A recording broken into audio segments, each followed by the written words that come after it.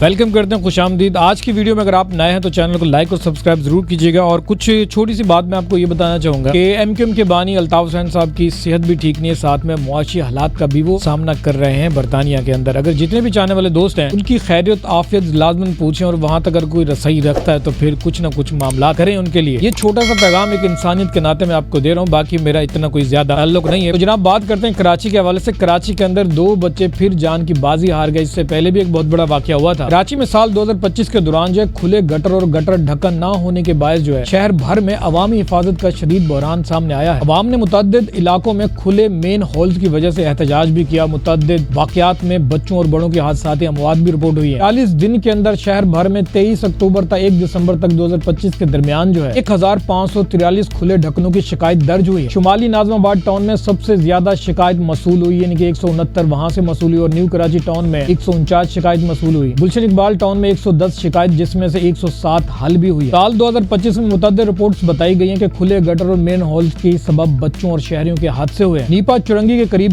3 سالہ بچہ گٹر میں گر کر موت واقع ہوتی ہے، اور بعد ازاں عوام نے احتجاج کیا اور یونیورسٹی روڈ کو بھی بلاک کیا تھا۔ مواج گوٹ میں ایک اور بچے کا کھلے مین ہولز میں گر کر جہاں بھاگ ہونا یہ بھی رپورٹ ہوا ہے۔ دیگر رپورٹوں میں بھی مختلف علاقوں میں گٹر کے واقعات سامنے آتے رہے ہیں۔ تھوڑا بہت حکومت کی طرف سے بھی کچھ اس طرح سے کام کیے گئے، یعنی کہ میئر مرتضی وہاب کی طرف سے مین ہولز کی شکایت کے لیے 1334 ہیلپ لائن بنائی گئی کہ شہری فوری رپورٹ درج کروا سکے۔ یونین کمیٹی کی طرف سے بھی 1 لاکھ روپے مہینے کا مختص کر دیا گیا کہ گٹر اور ڈھکن اور اسٹریٹ لائٹس کے حوالے سے اس کی مینٹیننس کی جائے۔ میئر نے بار بار کہا کہ دراصل گٹر ڈھکن کم نہیں بلکہ چوری ہو رہے ہیں، اور شہریوں سے مل کر اس مسئلے کو حل کرنے کی اپیل کی تھی۔ یہ سارے دعوے سیاسی لوگوں کی طرف سے تو کیے جا رہے تھے، بلکہ شہری حلقوں کا مطالبہ کیا رہا؟ بلدیاتی ادارے اور واٹر کارپوریشن کھلے گٹر پر فوری کارروائی کریں۔ نتیجہ یہ کہ سال 2025 کراچی میں کھلے گٹر اور گٹر کے ڈھکن کے مسائل نے متعدد انسانی حادثات اور عوامی احتجاج اور سیاسی بحث کو جنم دیا ہے۔ تقریباً 1500 شکایت اور انسانی نقصان کے بعد انتظامیہ، میئر، واٹر کارپوریشن اور مقامی سیاسی جماعتوں نے مختلف رد عمل دیے، جن میں کچھ عمل درآمد پر ہیں جبکہ دیگر کا معیار عوامی تنقید کا مرکز بنا۔ اب رہی بات سیاسی حلقوں کی، کراچی کی جنہوں نے ذمہ داریاں سنبھالی تھی وہ آپ لوگوں کے سامنے۔ پاکستان کے اندر ہر طرف سے مایوسی مل رہی ہے، چاہے وہ قانون ہو، چاہے جتنے بھی ادارے کے لوگ، عوام وہیں کی وہیں، عوام کے دکھ وہیں کے وہیں ہیں۔ بدقسمتی سے ہمیں یہ کہنا پڑتا ہے کہ باہر کے لوگوں یا باہر کے دشمن کی ہمیں ضرورت نہیں، ہم ایک ہی دوسرے کے لیے کافی ہیں اور ایک دوسرے کو ہی مار رہے ہیں۔ چاہے وہ کراچی یا سندھ کی حکومت ہو تو وہ اپنے لوگوں کا خیال نہیں رکھتی ہے، یا پھر ہمارا جوتا ہمارے منہ کے اوپر ہی مار دیا گیا، یعنی کہ ہمارے لوگ جو بنتے ہیں کراچی کے اندر، سندھ کے اندر سے۔ کراچی کے عوام کی اتنی ساری شکایتیں موصول ہونے کے بعد بھی